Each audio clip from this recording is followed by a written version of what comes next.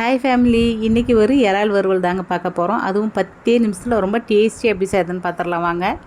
ஒரு தவாவில் கொஞ்சமாக எண்ணெய் சேர்த்து கழுவி வச்சுருக்கிற இறால் அதில் சேர்த்து 1/4 டீஸ்பூன் உப்பு, 1/4 டீஸ்பூன் மஞ்சத்தூள் போட்டு இதை நல்லா வதக்கிக்கலாங்க.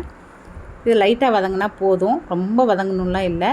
இப்போ இது ஒரு பக்கம் எடுத்து வச்சுட்டு ஒரு கடாயில் கொஞ்சமாக எண்ணெய் விட்டு 1/2 டீஸ்பூன் சோம்பு, 4 கருவேப்பிலை, ஒரு மீடியம் சைஸ் பெரிய வெங்காயம், 1 டீஸ்பூன் இஞ்சி பூண்டு விழுது சேர்த்து நல்லா வதக்கிக்கலாம்.